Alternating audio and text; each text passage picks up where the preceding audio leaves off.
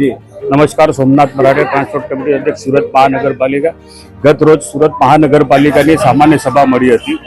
આ સામાન્ય સભાની અંદર મારો જે વિસ્તાર છે ઉધના વાર્ડ નંબર 24, આ મારા વાર્ડની અંદર 55 જેટલી સોસાયટી 2021માં હું અલગ અલગ સોસાયટીના પ્રમુખો સાથે મારો ભલામણ સાથે અમે જે અરજી કરી હતી અને હું સતત 3 વર્ષથી જે તત્કાલીન અહીંયાના કાર્યપાલક ઇજનેર સુજલ પ્રજાપતિ એની સામે હર હંમેશા અવાજ ઉઠાવતો આવ્યો છું, પરંતુ એ કાર્યપાલક ઇજનેરે જે અલગ અલગ ઝોનની અંદર જે આરસીસી રસ્તા બનાવવા માટેની જે પોલિસી આવી એની સામે પાણીની લાઈન નવેસરથી નાખવાની છે, ગટરની લાઈન નવેસરથી નાખવાની છે।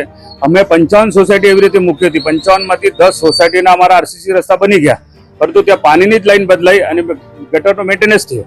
હવે જે 45 સોસાયટી બાકી છે, હવે કેટલામાં તો પાણીની લાઈન નખાઈ ગઈ છે અને આરસીસી રસ્તાના અંદાજ પણ મંજૂર છે।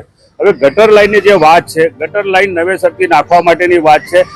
અમને ભાઈ ઉધનામાં જે ઝોનની અંદર આપણે જે કન્સલ્ટન્ટ મુકાયો હતો એ કન્સલ્ટન્ટ રિપોર્ટ એવું બોલે છે ભાઈ ગટર લાઈન બદલવાની આવશ્યક છે।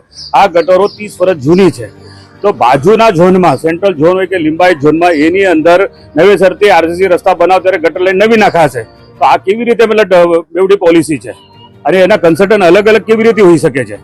તો આ ખાલી આ સુજલ પ્રજાપતિની મનમાની હતી, એટલા માટે હું રજૂઆત કરી છે। અને અહીંયા જે અલગ અલગ સોસાયટીની અંદર મારા વિસ્તારમાં જે કલરનો પાણી આવી રહ્યું છે, ગટરીઓ પાણી આવી રહ્યું છે, અમારા જે મતદારો છે એ ત્રાહિમામ છે। હું આંદોલન કે મારા સ્વાર્થ માટે નથી કરતો, મારા સ્વાર્થ માટે હું સોસાયટી ભરતો નથી, પરંતુ અમે ધારાસભ્ય સાથે બરાબર આપણા ધારાસભ્ય આપણા આજ્ઞે આ કાર્યક્રમ અંતર્ગત અમે જ્યારે એમની સાથે ભરતા હોય લોકો અમને સામે અમારી આક્રોશ કરે છે, અમને મતલબ ગંભીરતાથી ફરિયાદ કરે છે અને સવારે 6:30 વાગે જ્યારે પાણી આવે છે ત્યારથી જ લોકો મતલબ અમારી બૂમાબૂમ કરીને અમને ફોન કરે છે, સુરતી ગાળો આપે છે।